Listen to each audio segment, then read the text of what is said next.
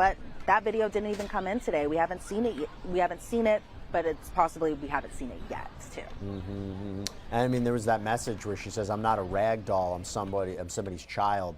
That's a pretty impactful message, to say the least.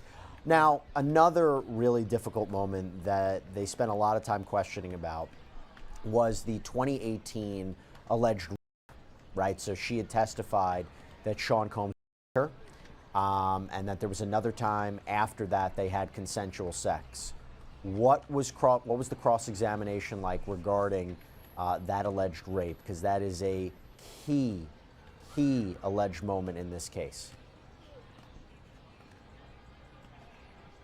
And a moment, too, especially in the courtroom, because this was the moment that Alex Fine had to get out of the courtroom because, again, as we've been talking about this kind of a couple of days now, that the defense might possibly call Alex Fine as a witness to impeach his own wife's credibility, something that I think is kind of a very interesting tactic for the defense to kind of take. But, you know, inside the courtroom, Alex Fine isn't listening to this portion of the testimony. He actually just kind of walks out and sits, I guess, outside or in a private room, kind of waiting to get the call to come back in. But as far as the 2018 alleged rape that had happened, the defense was kind of asking Cassie a little bit about why she and Diddy were meeting around this time. And Cassie had said that she was actually no longer with Diddy at this time period. She was actually dating her now husband, that being Alex Fine. So around this time, Cassie had sent a message to Diddy saying, "I love myself more," paraphrasing, because again, a lot of messages going back and forth. She said, "I love myself more. I forgave you." And that she never went away, she being Gina, somebody who has been very much of a talking point throughout Cassie's testimony, because according to Cassie, she being Gina, kind of helped with the dissolve of the relationship, because Cassie had seen a photo of Diddy and Gina together, as Cassie was thinking that at this point the two were monogamous and that Diddy was no longer seeing Gina. So Cassie had sent a message to Diddy saying, "I promised I wouldn't be with you anymore." So around August of 2018, they had a closure conversation, and during this time period, Diddy was trying to get Cassie to go to Burning Man, a big music festival that I guess the two had gone to a number of times throughout the course of their relationship, because I think we have to always kind of put in context that these two were together for a long period of time, a longer relationship than I've ever had in my life, minus my parents, you know, and so 11 years is a long time period. And yes, they were on and off for a lot of periods of time, but it seems like from these messages that Diddy was kind of thinking, maybe we'll get back together, maybe this isn't truly the end or anything like that. So around this time, the defense was kind of bringing up the rape allegations that were made in Cassie's federal lawsuit, which we know was settled the next day, because the defense was trying to say that you had said this happened in August, but in your lawsuit you said this happened in September and not August. You met with prosecutors in 2023 after the lawsuit was filed in New York, and the defense says you told the government that this incident happened in September of 2018, and then the defense says that Diddy was acting strangely, that Cassie had said that Diddy was acting strangely to the government during a 2023 meeting that the two had, that Cassie had with federal prosecutors and federal agents, that she was kind of describing the alleged rape that happened and said on that night that Diddy was acting pretty strange. The defense says that Cassie had told the government Diddy was kind of acting anxious as well too, something that wasn't necessarily talked about during her testimony when she was recounting the alleged rape. The defense asked Cassie that you told the government that Diddy was bipolar and that he actually wasn't in his right state of mind. And so then we got more text messages, these being from August 21st of 2018. Always paraphrasing, just gotta say, Cassie wrote to Diddy, "Hit me when you can," hit as in like, let me meet up with you. Diddy had responded, "Okay, I'm at an investors conference, you good?" Diddy said, "I'm calling, it's going straight to voicemail." Cassie said, "Thank you." And then Diddy said, "I know I look bad to you." And so I thought that was kind of an interesting point, because maybe it is kind of helping her claims a little bit here that you know, things just weren't necessarily right. And so we saw more text messages from that day where the defense says that Cassie told the government in April of 2025, just last month, that the rape happened in August of 2018. And I think they were trying to point out that you said it happened in August, did it happen in August, did it happen in September? do you hate Diddy? And she said that she even still doesn't hate Diddy in the present time. She still has love for the past. We saw more text messages. This one's from August of 2018. Diddy saying to Cassie, can you call me, please? Cassie saying, I'm so heartbroken. Diddy saying, me too, have a good night. The defense kind of trying to point out if the rape happened in August, why is this texting going back and forth? Or maybe this is verifying that this happened in September. And so then we saw some September text messages where Cassie asked Diddy, how was the yoga treating you? Diddy was apparently sleeping with a yoga instructor. That's kind of what the insinuation was, that he was having an intimate relationship with his yoga instructor. And then Diddy responded, what does yoga have to do with me? Cassie wrote to Diddy, I heard you were dating. Cassie said, who do you think I'm dating? Cassie said, I actually need to stop even caring. And Diddy said, do you even want to start dating? Let's talk about it. We fast forward to just a week later where Diddy said, do what you got to do. Cassie said, well, let's just talk tomorrow. Diddy said, I don't want a combo where you break up with me again. Cassie said, I do love you. I don't want to I don't want to be your girlfriend anymore. Then we kind of get into Alex Fine a little bit, her now husband. And so around this time, this also being in September of 2018, that Diddy found out that Cassie was seeing Alex Fine when the two being Cassie and Diddy were intimate together, because I guess Alex Fine had called Cassie around this time. And it's pretty important to understand a little bit of why Diddy was possibly upset, because around this time Alex Fine was a personal trainer. Diddy actually hired Alex Fine to train Cassie, so that's just another point that the defense always kind of tries to make there. After Cassie had told Diddy that she had a great night with him, the defense asked, if Alex found out about Diddy. And when the alleged rape was talked about, the defense asked, so did your husband punch a wall when he found this out? And Cassie said, the defense was kind of trying to say it as the rape had happened when Alex was calling. Cassie was kind of trying to clarify that that's not the time that this alleged rape had happened. But essentially the defense was like, when Alex had found out that this had happened to his now wife, that he was just so angry that he became violent and punched a wall during this moment. So I think if, Alex Fine is called as a as a defense witness, that this will definitely be a point that they'll talk about during his testimony, if he does take the stand for the defense, because he might have to. Yeah, it's tough to know about that, if he's actually going to. Probably not. Yeah, what's interesting, Elizabeth? Apparently they were communicating, 2020? Like recently, 3 years before she filed the lawsuit against him? Talk to us about that. Yeah, and according to Cassie, they still communicated after their breakup. So you see more messages, some from March of 2019, but the ones from March of 2020, they were still even communicating. This was the time around COVID. Not sure if maybe that kind of played a part into the two still communicating, but I think it's important to kind of note about here. During 2020, Cassie was already married to Alex Fine. She, I think at this point, was pregnant, maybe with their first child at this point, but Diddy had wrote to Cassie, again, this being in March of 2020, miss my best friend. Cassie responded, miss you too, hope you're taking care of yourself. Diddy responded, again, always paraphrasing here, sending you nothing but love, but the text messages was a lot longer than that. Cassie responded, send my love to them being his children, because they were talking about his kids and how they're doing well and stuff like that. Diddy had wrote back to Cassie saying, you are my ride or die. I thank God for the time that we had together. Again, the defense kind of trying to paint it out that there was love even as recently as just 2020 between the two. And it's interesting because I had noted in my notes, my many of notes, and I'm out on notebook 3 now, that Diddy kept looking at Cassie during this time. He wasn't kind of doing the overanalyzing of playing into his defense. He was kind of looking directly at Cassie. Maybe that was a soft spot for him. Not 100% sure. Obviously not in his mind or anything like that. Then Cassie responded a little later from the whole ride or die text, where Cassie said, I took my time to gather my thoughts. The things you said blew my mind. I wouldn't be in this beautiful time without you. The beautiful time being, her family that she now has with her husband. And then they actually asked for a closure meeting around this time. Again, this being 2020.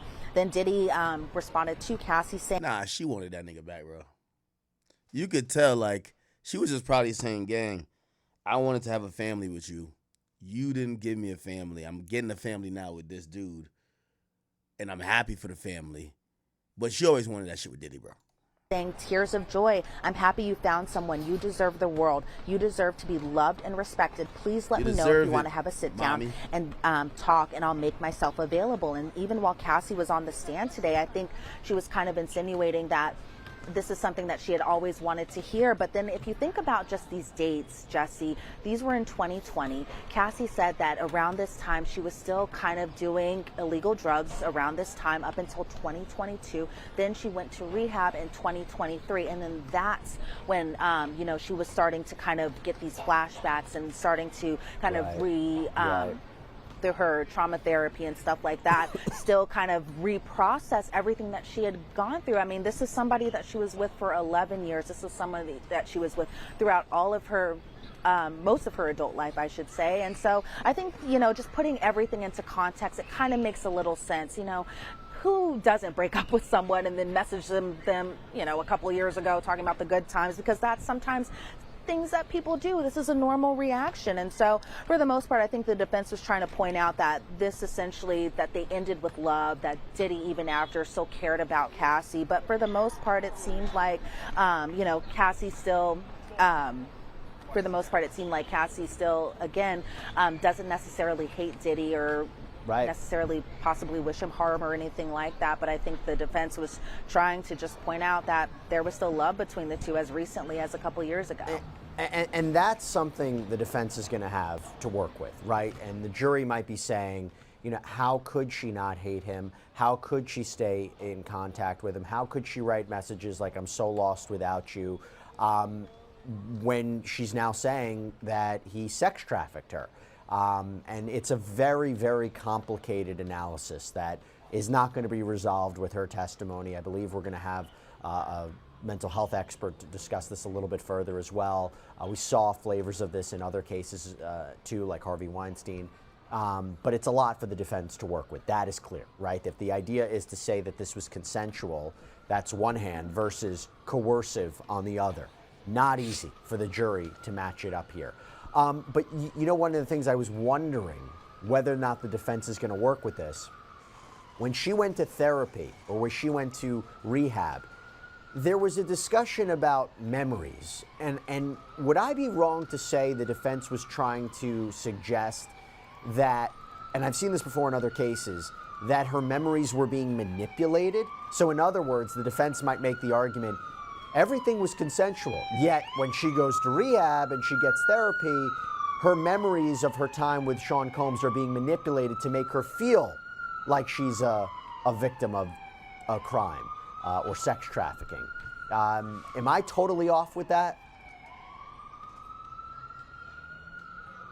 No, not at all. I honestly thought, them talking about her Rehab Sync was, to me personally, just completely inappropriate. But to your point, Jesse, I could see possibly why they were trying to do that. They were essentially talking about how she was treated for neurofeedback. Her brain was hooked up to a bunch of wires to a machine to kind of regulate her brain and regulate her brain activity. She said this was something that while she was there for 45 days at Lilith Star, or Willow Star, I believe it's called, that she did this treatment about 5 or 6 times during her entire stay. So she said it was essentially about once a week, and she thought that the neurofeedback would essentially help her with her trauma. She also did this MDR treatment, another thing for trauma therapy, which helped her recount her memories. And again, to your point, Jesse, I do think that, a professional expert kind of talking about this and kind of explaining this to the jury about why people kind of do this. It's kind of new age even for myself that this type of machine is even possible. But, if you think about it, especially because we cover so many of these types of cases, right? Not just with the Diddy trial, but all across the U.S., sometimes outside of the U.S. too, that, we all know how sometimes it is, as far as victims go, there is delayed memory. There is delayed disclosure as far as disclosing some of the things that you went through, because when something traumatic happens, who doesn't try to block it out of their memory? Who doesn't try to, try to get their head out of it or not process it the way that it's processed. But it seems like through this time period that she was really just trying to better herself around this time. This was a time where, again, she's already married to Alex Fine. She already has children, but it seems like she was finally like, okay, I'm seeking treatment for myself. And then that this trauma therapy really kind of exploded everything into her recounting just maybe all the things that she had went through that she thought were okay at the time and then realized they weren't. And then it became a question of what does the prosecution do? There was so much discussion. Well, how's the prosecution going to arguably rehabilitate her testimony, right? The redirect was interesting because at one point she got emotional. You've talked before, Elizabeth, how she was quite calm and cool and composed. Pretty stoic. Talk to us about what happened on redirect and also the moment when she actually got emotional. Yeah, and there were a couple emotional points that she had during her redirect testimony. The government kind of coming back to kind of refocus everything in, where they essentially asked Cassie, about having to do these freak-offs while she was having a UTI, something that may kind of play into the force, fraud, and coercion. Cassie's messaging Diddy saying, I want to see you, but I'm an emotional wreck. I don't want to do it. They brought those messages back. The government asked, did you review every single report from the government, especially when they were, especially when the defense was kind of talking about her recounting when she told the government in something in April or in something in 2023. And Cassie had said she didn't review all those reports from the government or federal agents. The government asked her about the affectionate messages, and that Cassie admitted, that Diddy was kind and loving, but it always just didn't last. Cassie said that when he wasn't happy anymore, that it just affected everyone. That she being Cassie was affected by Diddy's moods. They affected her entire life, her career, her self-worth. And that's when, when she starts talking about just kind of, I think, reflecting on her self-image of herself, especially around that time that she was with Diddy, that she does get super emotional. She said that her work essentially would take a back seat to having to do these freak-offs. The government asking, what all does a freak-off entail? She said physical prep, getting supplies, contacting the escorts. And she essentially said that she hung on to every single word that Diddy had said, because remember, she was, 19 years old, still a teenager when she and Diddy had met. And so she said she was asked about Diddy opening up her world, and she said that it was kind of chaotic. She just essentially wanted approval. And the government asked, well, who do you want to have sex with? And she essentially said Shawn and Shawn only, this during their 11-year relationship period. The government brought back the defense exhibit of the 2009 messages. The defense kept bringing up the 2009 messages, but even again, you're thinking of the time frame. It's when Diddy and Cassie were first together, and so of course they're a lot more loving, a lot more nurturing in nature and that sort. And Diddy asked Cassie, you're supposed to be seducing me. And Cassie said she kind of knew what this insinuated, that he just wanted to do a freak off. And so kind of when they were talking about the settlement and the financial situation, that's when she definitely started to get emotional, because during her cross-examination, she was talking about around the time that she had filed her lawsuit, she was actually going to be going on tour and going on tour in like Australia or New Zealand and that sort. And then she said she had canceled the tour, and they were essentially saying, oh, you canceled the tour because you got the financial payout. You didn't need to go on the tour anymore because your finances were already fixed. And then she said, no, she actually canceled the tour because she was overwhelmed after filing her civil claim. Again, that was settled a day after. She said that she was addressing the past and just didn't want to be away from her kids. This is kind of rehashing some of the same shit. The government we kind of asked, know this already. would you give all that money back if you never had to do a freak off? And that's when she started really getting emotional. She said that she just wanted agency and autonomy, because again, who wouldn't? I mean, it's your body, it's your choice. And then that the government was kind of honing in on the fact that Diddy was the one who initiated these freak offs, whether or not she was on her UTI, whether or not he was beating her during these sessions. She said that she didn't matter to Diddy, that she kind of felt like nothing. And she said that she admitted, yes, she was open at the beginning, but then that kind of changed over time. And I think that also kind of plays into the whole consent issue. She said that once she was done with Shawn Combs, that she didn't do any more freak offs. And then she said that she had told Shawn more than once that she didn't want to do these freak offs. She said that she had worried for her safety, for her career, and worried that he just didn't want to be with her anymore. And I think that's why she kind of kept doing this, essentially just to make him happy, something that she had been very forthcoming about. But I also think, there were points that the government really kind of honed in on the fact that this might play into, count 2 of the forced fraud and coercion of sex trafficking, where she was doing these things. She didn't want to be doing these things. She told her partner she didn't want to be doing these things. And yet, according to Cassie, this just became like a job for her. She felt like a sex worker, but that part got struck from the record. And talking finances, by the way, it also came out that she got a settlement from the Intercontinental Hotel. I don't believe we knew about that.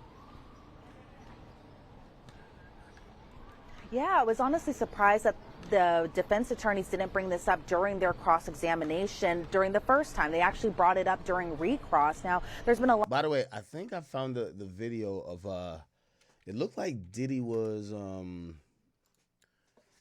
looks like Diddy was in rehab at this time.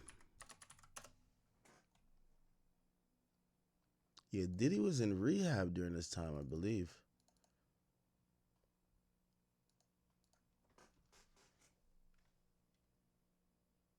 Hold on. Oh, I did sound good. So remember those videos that they talked about Diddy in rehab? These are Diddy view. Life is a journey. One step at a time, baby. It's a marathon, not a sprint. Also, you got to enjoy it. Take time to slow down and look at the beauty of it. Enjoy it. Enjoy it. Enjoy it.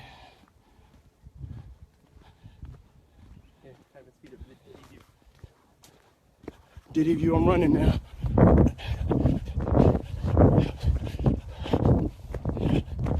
I don't know if he was training for a marathon, but I think this was like part of like rehab. Here's another video. The things I cannot change.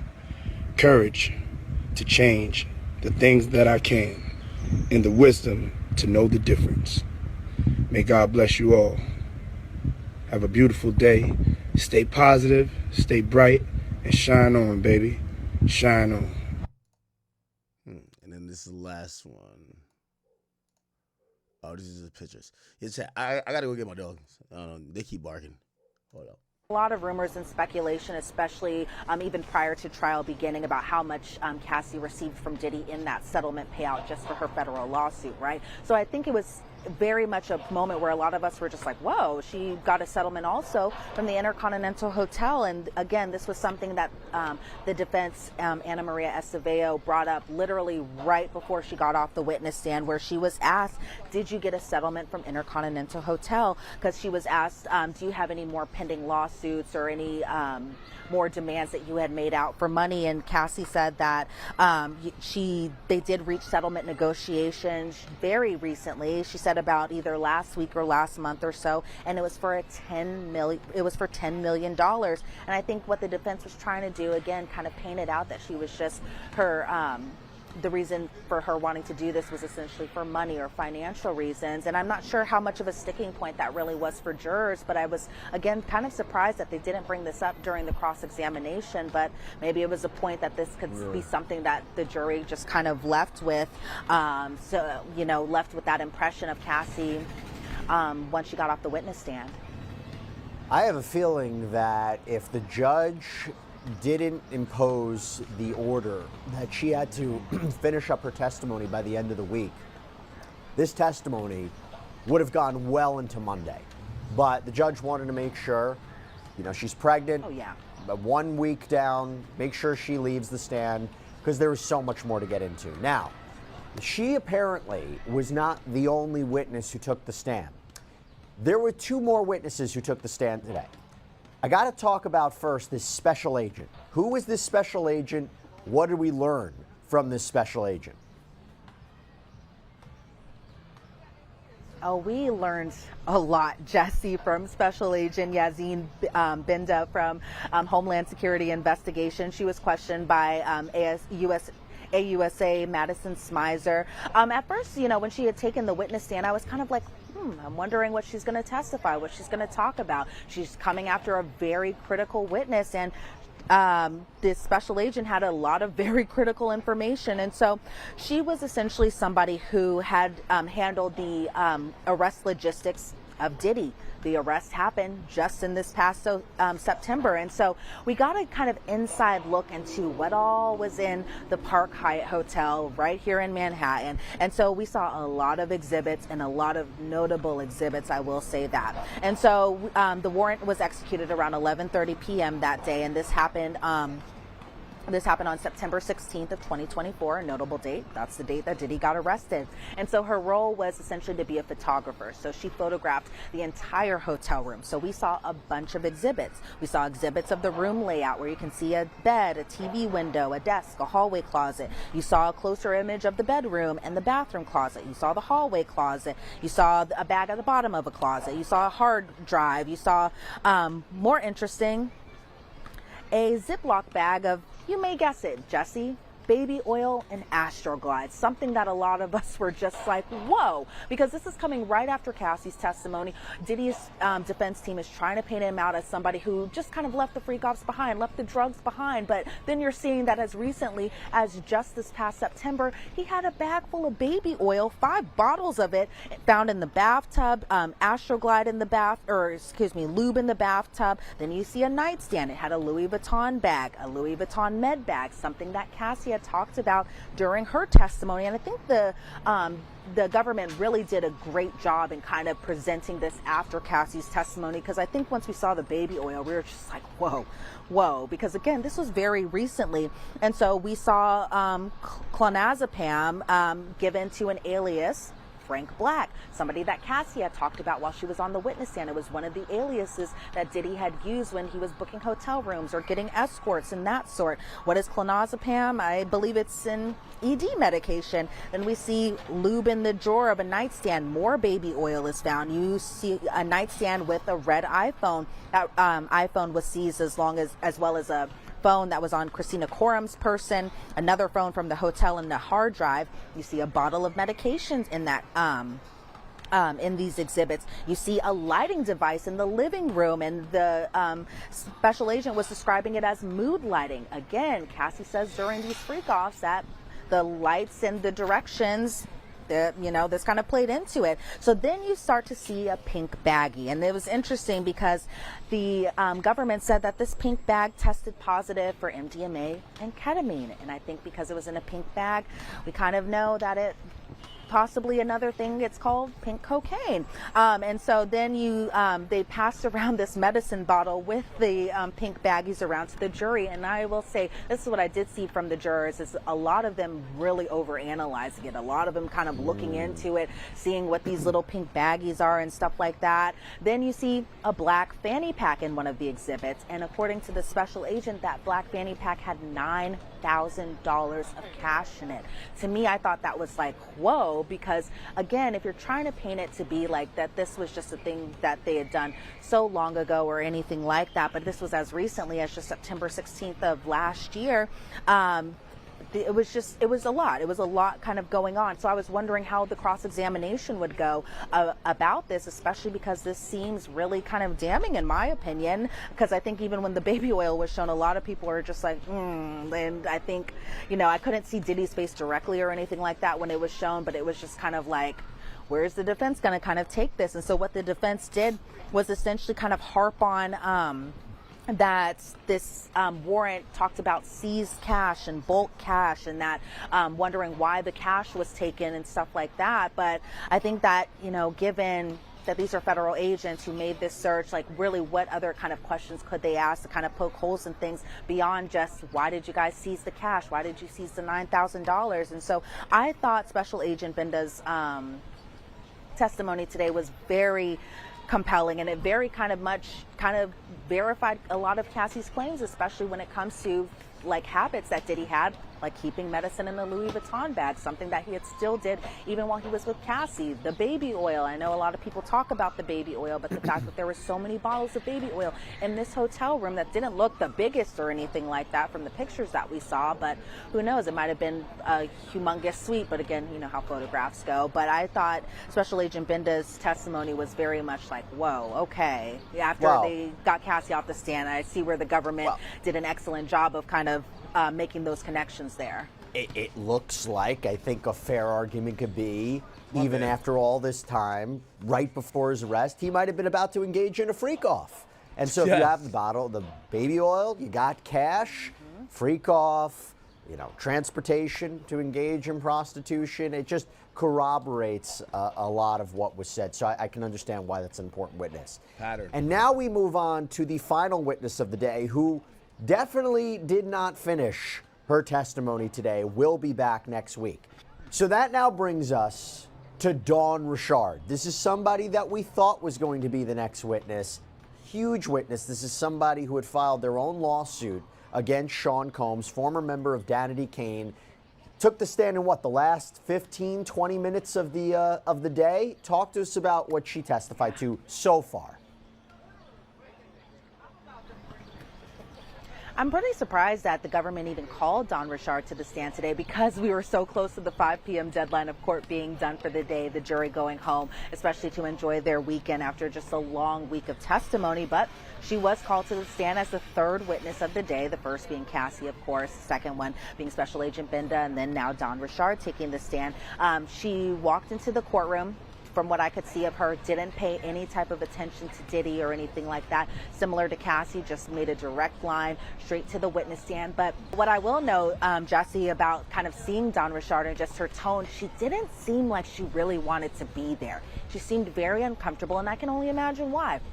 This was someone that she had a professional relationship and even possibly a friendship with for a number of years. She had worked with him on her music for a number of years. He had first discovered her when she was auditioning for making the band. She made the band, that band being obviously Danity Kane, and then still continued to work with Diddy for a number of years, even after Danity Kane disbanded, and even after Dirty Money disbanded as well too, another group that Dawn Rashard was in with Diddy, as well as another performer named Kalina Harper. And so as far as just the 20 minutes of the testimony that we got today, we kind of started out with those foundational questions, right? How old is she? She being 42 years old. She's from New Orleans. She was very soft-spoken on the witness stand. There was a moment where she did have to identify Shawn Combs, aka Diddy. She did kind of point over to him, and what I saw from Diddy was something kind of interesting, where he did this with his hands, where he kind of just raised his hands up at the stand. I don't know if it was like to do a wave or just to, I don't know what it was, but it was just a very interesting moment that he had did, and nothing that was called out afterwards about it. But she was asked just about her relationship with Cassie, how often that she saw Cassie and maybe Diddy together, and she actually said she saw them all the time. So this was around the 2009 period, and the 2009 incident was definitely brought up, something that she had spoken about or alleged that happened in her civil claim against Diddy as well too. It was an incident where she had said that Cassie was attacked by Diddy. He had come down the stairs, he was screaming, and essentially beat her in front of Dawn Rashard as well as the other band member, Kalina Harper, and because he was demanding Cassie to get him food. And she said that she had seen Diddy frequently beat Cassie, but this particular incident was something that the defense was very much kind of a little bit agitated about, and I'll get to that point in just a second. But at this point, Cassie was cooking Diddy breakfast. Diddy comes down from the top level of his home, and Diddy, according to Dawn Rashard's testimony, says, "Where the F is my eggs?" And then Diddy allegedly took this pan, this skillet, and attempted to hit Cassie in the head with it. Cassie, according to Dawn Rashard's testimony, gets into a fetal position. She hides her head, and she said Cassie didn't fight back during this incident. She just fell to the ground. She said she saw Diddy punch and grab Cassie's head, drag her up by the head up to the upstairs, and then the next thing you know, she's hearing glass breaking and yelling. And then she said that she was, and this is a point why I do feel like she was a little kind of maybe upset with herself about, or just kind of embarrassed to say out loud, where she said that she was scared to do anything, meaning that she didn't intervene in this situation. She didn't call the cops, and she said that when this happened in 2009,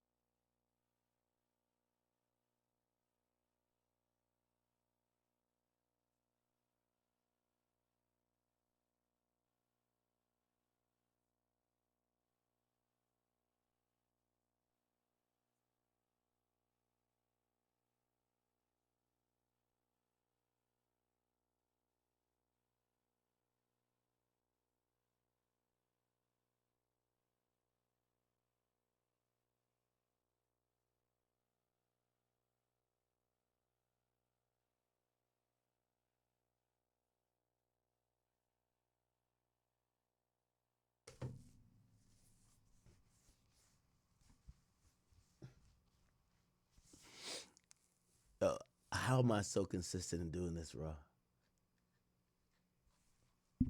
I was reading donations. I got to start again. Fuck. Scott Darkhead, thank you for the 2, bro. He says, yo, Act, did you get some cutty last night, bro? Listen, man, it's my birthday. Kane Gainus, thank you for the 5. He says, Act, happy pre-birthday, my G. But you got to cover this 20v1 that's going on with Joey. I think he's talking about Joey Badass holding down the whole East Coast right now. Okay, my brother. Scott Darkhead, thank you for the 5. He says, truck driver here. I'm going to need you at least until 2 a.m. No Diddy, brother. Glad you had a good show. Wish I could have went. I passed through Jersey, actually, last night. Yeah, the show was in New York, but I appreciate you nonetheless. Maurice Lombardo, thank you for the 5. It says, Ack, the birthday party was lit as a motherfucker. Big Ack. I'm going to always pop out for the chat, and I appreciate sharing the moment with you. I appreciate you. Thank you for showing up. PT Bullet Boy Gaming, he sent in 5 gifted Academy memberships. And Stakey Irwing, thank you for the 5. He says, yo, shout out from Ireland, Ack. You're making it easy for me to keep up with the rap scene. It's 12 a.m. here. I got no work tomorrow. Low Mo Rookin, he says, I can't buy a membership here when I'm on the iPhone. Yeah, I think you got to be on a desktop. Then you should see the button that says join. Views from the old school, he sent in 2 donations. One just had a emotion. The other one that says, Blessed Earthstrong from Switzerland. Big Greg, thank you for becoming a new member. Mish MG, he said, the future of intercourse ain't looking too good, man. Diddy done raised the bar too damn high. Now all we're going to have to do, we're going to have to backflip into the pussy at this point. Ice Lagoon, thank you for the 5. He said, yo, Diddy should have been tried for killing Pac, not for being freaky with Cassie. 2 Tycoon 6, thank you for the gifted membership, and also he gifted again. Low Life Braid, man, thank you for the donation. It says, your coconut flavored Ciroc needs to be pulled from the shelves. Niggas be having milky mustache after drinking. Is crazy work. Oh, shit. Speaker says, Diddy could probably have a mean right hook if he out here whacking for 9 hours at a time. Oh, shit, I never thought about that. That Diddy was probably jerking off for 9 hours at a time. I'm surprised he didn't catch like a heart attack. Speaker says, yo, Cassie wanted to be subbed into Game 7 of the Free Call Finals. Ruger Red, thank you for the multiple gifted memberships. And PG Lottery, thank you for the 10. It says, yo, these Latina women are crazy. This is nothing but a typical Bronx love story. Geese Almighty says, yo, Ack, you're more baffled about the baby world than about the ex. Nah, I'm baffled about the semen. Like, the mere fact that you would rub another man's semen on your nipple is diabolical. Jesus Christ. Chris Black, thank you for the 5. He says, love the consistency and happy birthday. I guess that one city girl wasn't capping when she said she loved getting peed on. Yeah, I don't know why she even took that back. I thought she was all about honesty and truth. Right? 3 Digless. She says the reporter said the baby oil was laced with date rape drug, GHB. And he said the chat is like, so where's the crime? I guess you're saying that the chat, no matter what they see, they're still not going to believe that Diddy's guilty. Low Life Braid says, man, we used to wrestle over that goddamn Frosted Flakes. Scripps Haman, thank you for the 15. I think that's Australian money. I don't know what that is.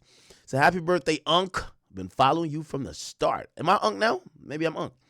Chloe Parker says, yo, Dapper Dan from Harlem grew up with Diddy parents and said it didn't start with Diddy.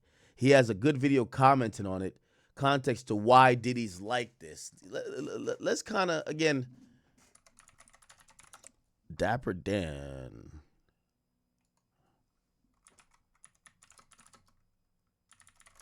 Let me see. Is it this? So the question is, what do you think about the whole Puff Daddy situation that's going on right now? Okay. I want you to listen to this carefully. I grew up with Puff Daddy's parents.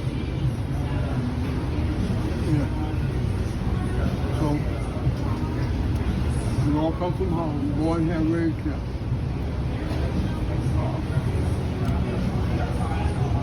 No matter what happens in the culture, it didn't just start.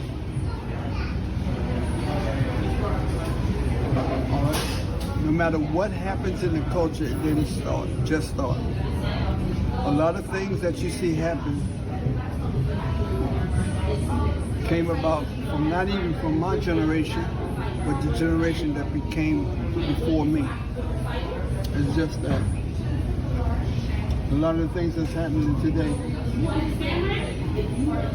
because of social media, everybody gets to know about it. But here's what I want to leave you with. I'm Mentor ASAP Ferg, right? And on his new album that's coming out, I'm addressing exactly what happened. So that's all I can tell you for now.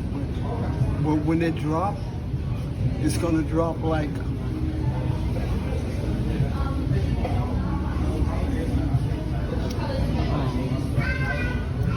Hey, have y'all seen this? They're now using AI to reconstruct what's going on in court. Check this out. Look. Courtroom are you and him. At a time when everything in government can feel so uncertain, one thing has remained the same in our justice system, and that is standing between all of us and a criminal conviction. So this is defense opening statement. They've now turned into AI because they got the full transcript, not just tweets. Jury of our peers. That is you. You will hear the evidence. You will get to the truth. You will see the witnesses and evaluate them one by one. And finally, the story about this case can finally come out. Why do I say that? Well, I say that because this case is not about what you've heard on the news, read in the news, or have seen on social media for the past year and a half. This case is not about what civil attorneys looking for a payday are trying to make my client out to be. There has been a tremendous amount of noise around this case for the past year, and it is time to cancel that noise and hear and see the evidence that will be presented in this courtroom, and it will be crystal clear. The story of Shawn Combs is a fascinating one, but it is a human one. We are going to tell you his story over the next 2 months in this courtroom, and you will learn that he is a man who grew up here in New York City in Harlem, who came from little but built groundbreaking, lawful businesses. You will hear that he is a wealthy individual, but know that the evidence will show that nobody gave him his money. He worked for it, and no one gave him a dime. It will show that he made every single dollar, recreated a culture, and produced music that This is how Diddy look in court? I believe you will hear will change the generation. And I believe that the evidence is And let's get a little bit into it. testimony. Ask yourself, what is causing that fight? The answer is, without exception, jealousy or drugs. The hitting, the things we are going to take responsibility for. It is typically because of jealousy or drug use. The role of jealousy here is critical, and it's pervasive. The evidence will show you that over the course of the 20 years we will examine in this courtroom, we'll see the same women over and over. They remained in multi-year relationships with him, and I believe that you'll pretty much know about every relationship he's had over the past 20 years. Again, that's whether this is an employee or a girlfriend. You will pretty for everyone to hear he said, she was my soulmate. The end of the relationship between Cassie and Combs is important, and I want you to focus on the evidence of how and why it ended. When Combs Why is her eyes so big? publicly said Kim Porter was his soulmate to all the people around him who were there, for the first time maybe ever, Cassie realized all the things she would not be. I expect many witnesses at this trial to tell you she wanted to be Combs' wife. I expect she may even tell you that.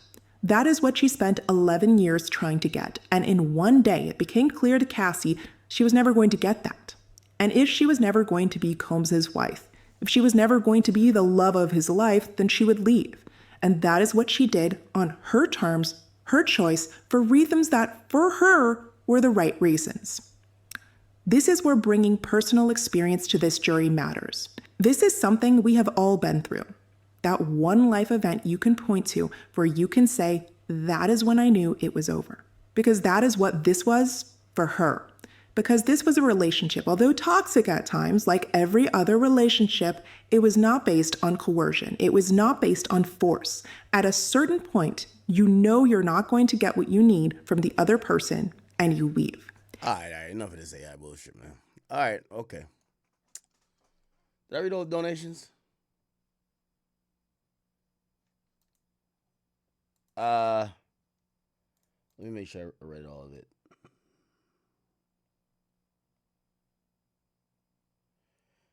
Low Life Bird says, "Act, man, could you stop touching the goddamn mute button?" I'm Savvy Mike 96 says, "Yo, Cat playing like a lion tonight." Yeah, I think the Knicks got it, bro. The Knicks up 30. Thank you, Savvy. Z says, "Act, look at Diddy interview on Ellen after the freak off." Diddy did an interview with Ellen? Speaker says, "Yo, Act, the mutant is fucking ridiculous, man. You got to fix it, fam." And B. Greer says, "Biggie was Frank White. Puff is a real sicko."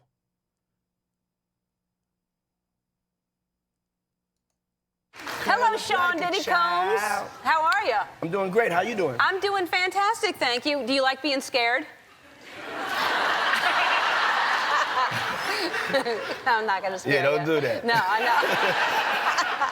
I'm not going to do it. I have to thank you because the last time you were here, you turned me on to Twitter. I knew nothing about Twitter, Yes. and now it is so much fun. I'm playing so many games, Yes. and I get to give things away and help people out. Yeah, you get to connect to the people. You get to make sure that they know that you care about them, and it's also you get to hear how they feeling about certain situations, and you get the news quicker than the news gives it to you. Yeah, no, it's great. So tell me about your birthday party. Am I invited? Yes. Yes, you're definitely invited. I invite you to all my parties. You just haven't seemed to show up to No, any well, of them. is it on the East Coast? Yes. Well, that's why. Why don't you have one here on the West Coast? Because I work all the time. Okay, well, maybe I have one at your house. Where's that? Now, what time would your party start, let's say? Like 9:30. Really? That early? Yeah. I could make that. Yeah. But I think of you of starting a party at like midnight. Like, what time will it go till? That's a different type of party, though. Uh-huh. Oh, shit. No, it'll go from like 9:30 to like maybe 3 o'clock, 3 o'clock. And then, you know, we have the top 2 floors of the hotel. Mm-hmm. And then it will carry on there? Yeah. Mm-hmm. Then no, I mean the after party. Mm-hmm. No, I know about them. I'll listen to the music. I've heard that song, After Party. But that was at the Holiday Inn, I think. All right, so, and how old are your kids now? How many kids you have? I have 6. 6, and how old are they now? Well, you seem, I mean, you seem youthful. That's why they're I'm like, youthful. oh, yeah. And I'm fertile.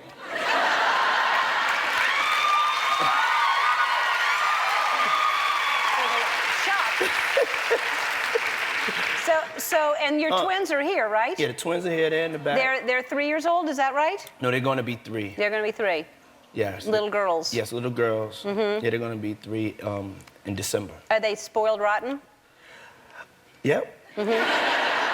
Are you strict? Do you let, because obviously you can give them anything they want. Do you make them realize? All right. What? All right. And now the vodka line. Yeah. How many more things? Well, last time you were here, you had the vodka, so that's not a new thing. It's doing very well, right? Yes, doing very well. Ciroc vodka is up like 1,000%. She knew about his parties and never actually said nothing. I mean, I kind of think there is some actual truth to this whole childhood trauma shit. Diddy, childhood trauma.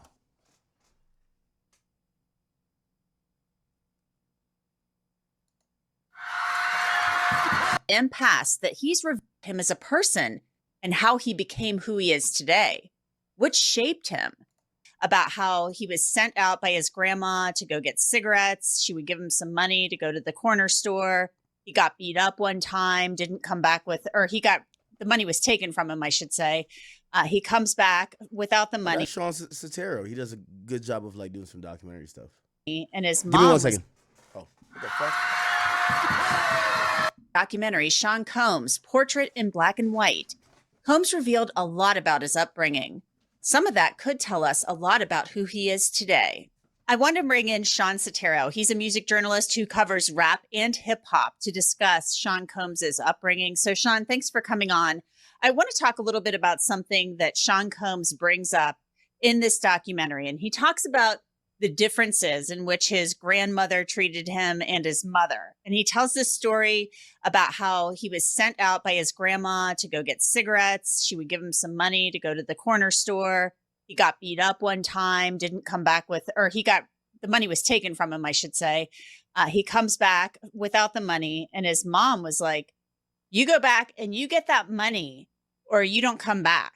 You know, and he left the house crying. His grandma would have let him stay at the house, but his mom told him to get out there. And he used this quote that I thought was really interesting. He says, my mother, I guess, was raising me for the real world. She always told me if someone hits me to hit them back harder. And he talked about getting into this big fight with the guy, but getting the money back and going home.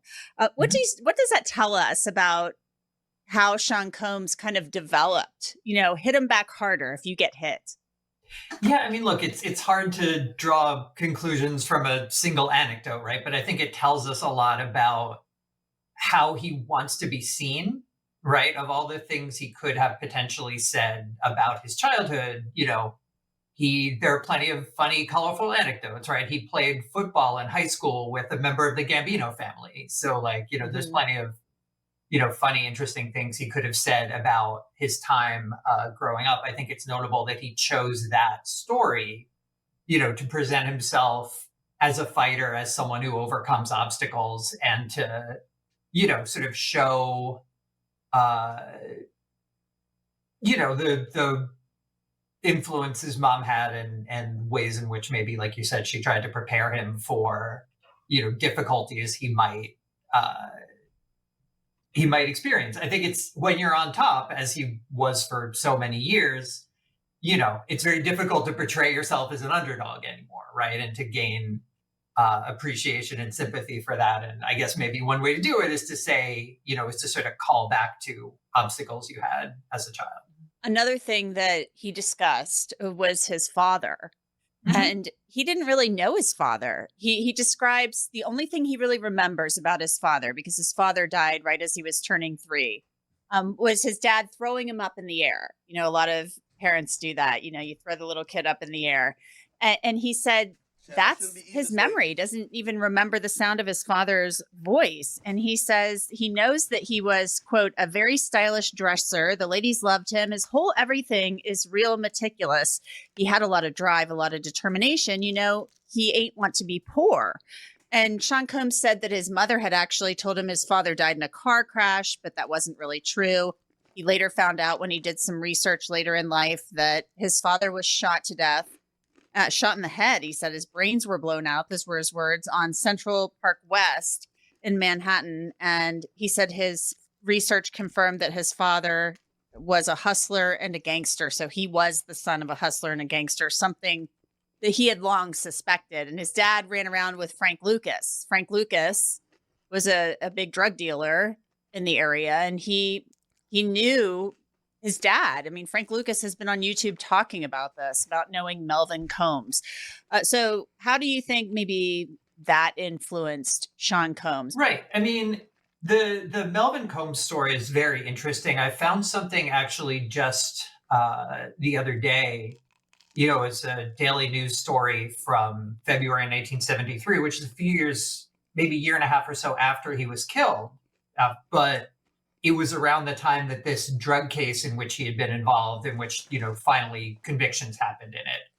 But this article says, well, look, this case, which was, breaking up a giant heroin ring, started when Melvin Combs's phone was wiretapped.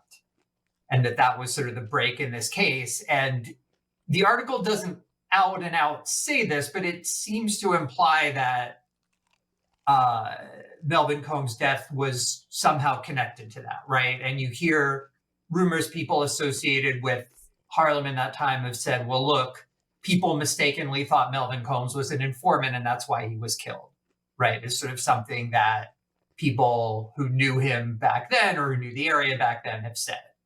And so, it seems to me this article sort of trying to put two and two together and say maybe the reason they thought that was because there was, in fact, this wiretap on his phone.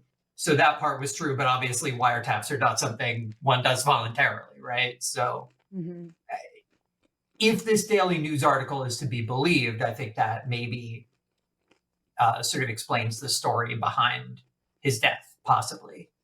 But yeah, I think, Diddy definitely had the image of his father was very important to him. There was a speech he gave at Howard, maybe 2005 or so, something like that, where he recalls very vividly, I was in college at Howard and the first thing I did was go to the library and look at the microfiche and look up the Amsterdam News and see this story about my father. Like, it is something that is. I do think this nigga has some trauma, like he has some sexual trauma. I don't know who touched him though. Drug dealer, but not just a drug dealer, sort of this suave, powerful guy. Sorry school at one point in time. Wall Street Journal said, "Every time I had sex, I wasn't scared if than what she had." Absolutely. And Mount Vernon is very important to Puffy's story. Certainly Harlem is, and he talks about and tries to represent Harlem a lot, but Mount Vernon is equally important. His first big break in the record business, he started promoting parties in college and things like that, but his first real break in the music industry began when he was an intern at Uptown Records, which is a job he initially got through a connection from Heavy D, who was, of course, from Mount Vernon, right? So there is a Mount Vernon connection from the very beginning of his story in the music business. I want to move on now to something he's asked about sex and love in this documentary. And he talks very descriptively about losing his virginity at the age of 12 and actually feeling like he was pretty good at sex at the age of 12. He talks about watching something called Midnight Blue, which he described as a pornographic channel that was on TV at the time. And I want to read a quote. He said, "The first time I had sex, I wasn't scared. It felt so good to me, but I just remember how impressed I was because I used to watch Midnight Blue and how I felt I was just as good as the porno stars." So the Diddy and Cassie situation has been getting freakier and freakier by the day. The more and more I hear about these allegations, Diddy is a freaky man, the king of the freak-offs. And Cassie, you feel me? She was young, vulnerable. But like what Ak said, she could have left. Like, Diddy was not holding her well. This is what's hard for me. allegedly Diddy wasn't holding her hostage, but she said on the video that came out in the hotel where he hit her over and drug her back, she was trying to leave one of the freak offs. And Diddy said, "Oh no, you're not gonna leave the freak offs. You got it. Yeah. Wait till the dude bust a nut, allegedly, then all over you, then scrape it off, go in the other room and rub it on my nipples." That's what he wanted. It sounds so crazy to say, but that's what Diddy wanted. Like, we seen him in the robe. I thought he was just fresh out the shower, but allegedly he was probably butt naked. I'm surprised there was no baby oil on her or him, or she wiped it off. That's why he was so mad. It was no baby oil on. Hey man, I genuinely feel bad for Cassie. I feel bad for her husband too, because he has to be in court and he's listening to all these things. And I don't really think Cassie's lying about anything. Like, Cassie just seems like a nice girl, probably like gentle, innocent, like, and she just wanted a career. Like, man, I'm struggling here because I want to be very, very honest about everything, like my point of view.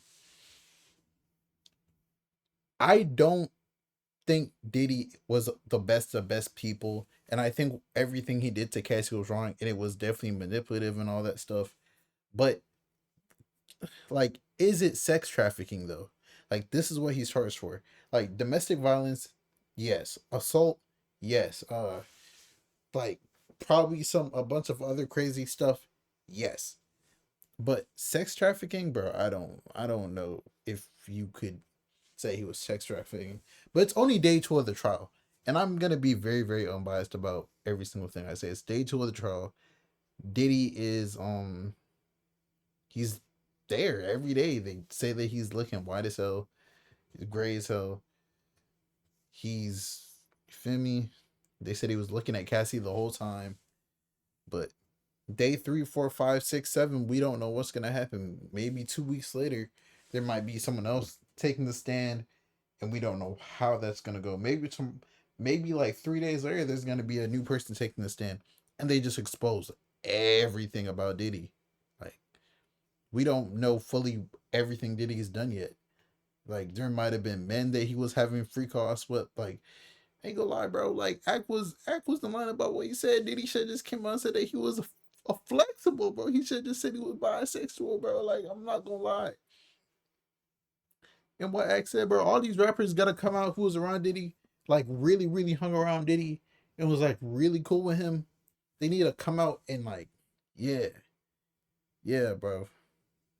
You gotta defend yourself, your integrity. You feel me?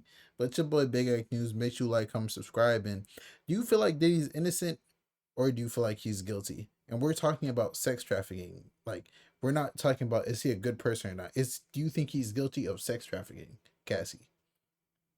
It's your boy Big Act News, and I'm out.